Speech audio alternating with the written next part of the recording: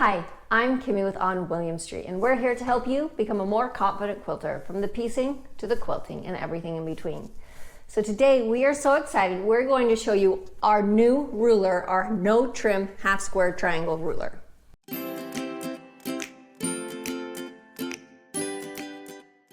So this ruler is one that we've been working on and developing for a while now, and we're so excited to finally bring the finished product to you and show you what we've come up with. So don't forget, all of the information that we're going to talk about you can find in the blog post that's going to go over the ruler and exactly how to use it. It'll also have links there in that blog post that will show you where you can purchase your own ruler. So don't forget to go and check that out. So let's go ahead and show you what this ruler can do. All right, so with this ruler, this is actually a marking ruler, so it's a no trim half square triangle, and the whole goal of this ruler is to make your half square triangles and have them be done as soon as you cut them apart. So you're not going to have to worry about going back and trimming them down to size. So let me show you how you're going to use it. So what we're going to start with is we're going to start with strips of fabric, and these are going to be the width that you want your half square triangles to be. So if you're looking for 6.5 inch half square triangles, you're going to make 6.5 inch strips. If you want 2 inch half square triangles, you're going to make 2 inch strips. And the ruler is going to allow you to make any size from 1.5 up to 10.5 in half-inch increments. So then what we're going to do is we're going to have a strip for each color. So we're going to have a bottom strip and a top strip. And normally when I am marking my half square triangles, we would mark it on your white, but I want you to be able to see the fabric really well so you can see what I'm doing. So I'm actually marking my darker color today, but just keep in mind that normally I would mark the lighter color. And there's a couple different options you can use there for marking. Our favorite is really just a mechanical pencil. It comes off, it doesn't show through the fabric, it doesn't bleed, we know that it's going to wash out, it's not going to show. It's our absolute favorite. If you are marking a little bit of a darker fabric, you can use these micron marker pens. Are a really good option because they have a really nice thin tip. That's what we're looking for, is a nice thin tip so that we get the accurate lines to fit in the small spaces. If you don't have a lighter fabric and you really have to mark a dark fabric, the Hera marker is actually perfect for this, and it just fits right in there, and we'll mark your lines with that. So those are what we're going to use, some different options for marking. I'm going to be using the micron pen today again so that you can see it. Normally though I would use the pencil. That's my first choice always. So what we're going to do here, you can see we've got the strip and we've got these lines, and you're going to line the top line up along the top of your strip, and then the right line along the side. And if you cut your strip perfectly, this side should line up along that one. So these ones are going to be our 6 inch finished triangles. You can tell that because that's the line that reaches side to side here. Anything else is too big or too small. So they're going to be 6 inch when I'm all done. So what I need to mark on this strip is I need to mark this diagonal line. And then I'm going to come down here and I'm going to mark my 6 inch line. I'm going to pick it up. You can see those lines are marked, and these are going to be our cutting lines. We're not going to be sewing on these. These are actually going to end up being the cutting lines. So then for the next one, we're just going to come down, and now that line that we just marked, the 6 inch one, is going to become our new top line. So we're going to line it back up and then mark our diagonal line and our 6 inch line. And the more accurate you are in cutting your strips, the better your triangles will be.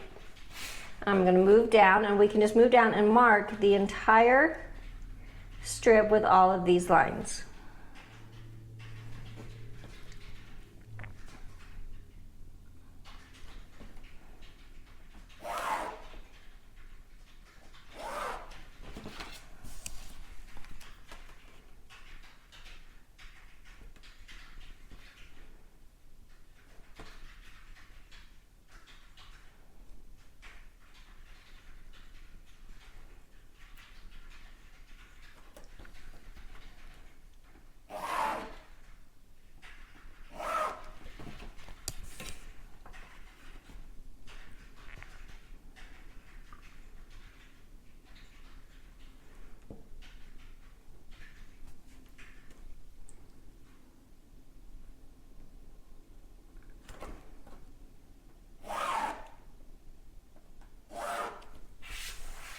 I'm going to fit one more because there's 6 inches. I'm going to fit about 6 pairs of triangles across. Oh, if I can get it to line up.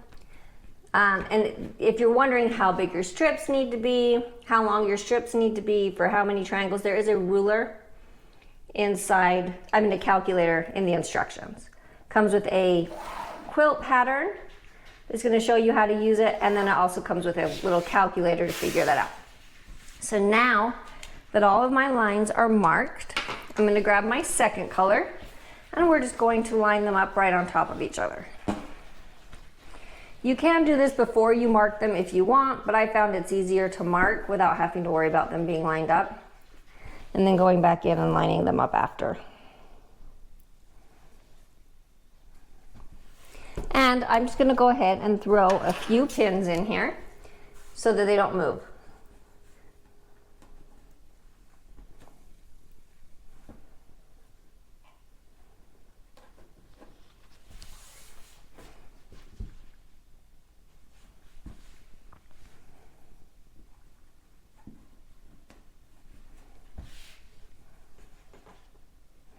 If you find that if you put the pins this way and it is moving too much, you can actually come in, and if you put your pin in this way, now they're not going to shift side to side, or else you could alternate and do some in either direction, just to make sure that your strips aren't shifting on you at all. We do want to kind of watch though, this is the line we're going to be sewing next to, so we just want to make sure that we're not putting pins too close to it. Now what we're going to do is we're going to go ahead and sew our 1/4 inch seams. So we're going to be sewing a 1/4 inch seam on either side of the diagonal lines, and you're just going to sew all the way down. I like to just sew down one side, flip it around, sew up the next, come down. Sew down one side, flip it around, sew up the next, all the way down the strip. Now that we have sewn on both sides, a 1/4 inch on both sides of that diagonal line, we're ready to go ahead and cut them apart. So I'm just going to go ahead and first I'm going to take out this first pin, and then I'm going to cut on the horizontal line first. And after that, I'm just going to go ahead and cut on the diagonal line. And now we have our 2 half square triangles, so go ahead and press those open.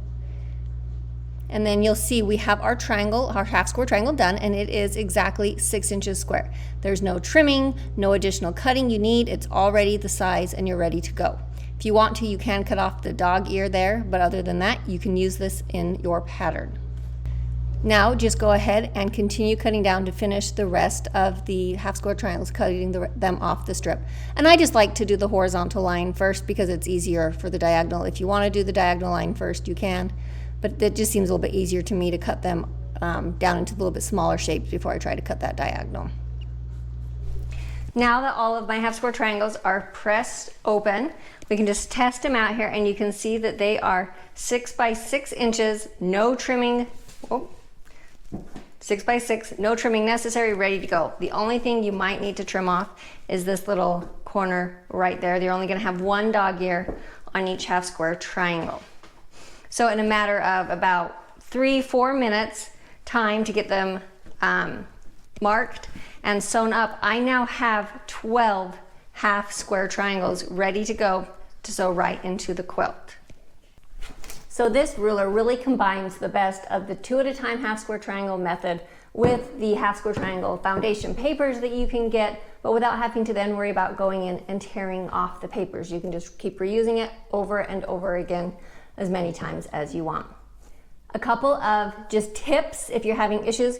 Your marking pens, we do have, pencils. You'll want to really make sure that you're finding ones with nice skinny tips. And we made these skinny for a reason, so that you get that accuracy. So you want something with a small tip so you get an accurate mark, because if you have a big fat mark here, then your 1/4 inch seam might be off and they might not be exactly the 6 inches or the size that you want them to be, which then gets rid of the point of having the ruler so that we don't have to trim them up afterwards. Also, if you're finding that they're a little bit too small, you're going to want to check your 1/4 inch seam. So if you're finding that they're coming out a little bit too small all the time, just adjust your seam and make it just a little bit smaller. Or if they're coming out too big, make it a little bit bigger. It's going to be in that 1/4 inch seam that you're going to want to adjust that. So just double check that, run a couple of sample ones first to make sure that your foot or your mark or whatever you're using to sew your 1/4 inch seam is lining up correctly with the lines that you're doing, and then you'll know if you need to make any adjustments on that.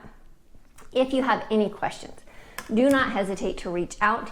So you can find a link to the ruler plus the blog post with all of the information on it, and also pictures of the quilt that you're going to get with the ruler. It's a fun, bright, colorful half square triangle, all half square triangle quilt with a few different layout options. So it's a fun way to really practice and get used to using your ruler.